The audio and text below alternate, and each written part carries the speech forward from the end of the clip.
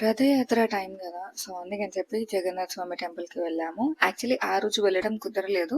So, అందుకని next day వెళ్ళాము. అదే సాటర్‌డే వెళ్ళాము. చాలా రష్ ఉంది. ఇంకా ఆ రోజు ఇంకెంత రష్ ఉంటదో ముందు రోజు ఇంకా వేరే లెవెల్ రష్ ఉండుంటది. బట్ టెంపుల్ అయితే మాత్రం చాలా మంచిగా డెకరేట్ చేశారు. టెంపుల్ కూడా చాలా పెద్దగా చాలా బావుంది. చాలా పాజిటివ్ వైబ్స్ వచ్చాయి.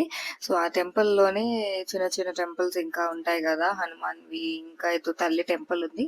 సో, అవన్నీ దర్శనం చేసుకొని అండ్ ఈ టెంపుల్ బయటనే రథం పెట్టారనమాట. సో, అది కూడా నెక్స్ట్ విజిట్ చేశాము. నాకు గుర్తున్నంత వరకు నేను ఇలా ఈ రథయాత్ర టైంలో ఇలా రథంలో దేవుడిని చూడటం ఇదే ఫస్ట్ టైమ్ అనుకుంటా.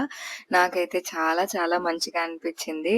పూరిలో గూడా ఈ టైంలో చాలా మంచిగా జరుగుతది గదా! అండ్ మా హస్బెండ్ వాళ్ళ ఊర్లో గూడా చాలా మంచిగా జరుగుతది అని చెప్పేసి అలా ఫోటోస్ చూపిస్తూ అన్నీ ఎక్స్‌ప్లెయిన్ చేశారనమాట.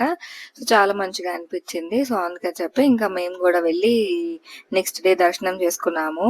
ఇంకా దర్శనం అయిపోయింది. ఆ చుట్టుపక్కలే చాలా టెంపుల్స్ ఉన్నాయన్నమాట. హనుమాన్ టెంపుల్, వెంకటేశ్వర స్వామి టెంపుల్, రాముల వారి టెంపుల్ ఇలా చాలా ఉన్నాయి. సో, అక్కడ అన్నీ మంచిగా దర్శనం చేసుకున్నాము. అన్ని టెంపుల్స్‌లో కూడా దేవుళ్ళని చాలా మంచిగా అలంకరించారు. ఈ కర్ణాటక సైడ్ బాగా అలంకరిస్తారు దేవుళ్ళని. నాకది చాలా నచ్చుతది. దీని తర్వాత ఒక ఫేమస్ టెంపుల్‌కి వెళ్ళాము. Stay tune for part 2.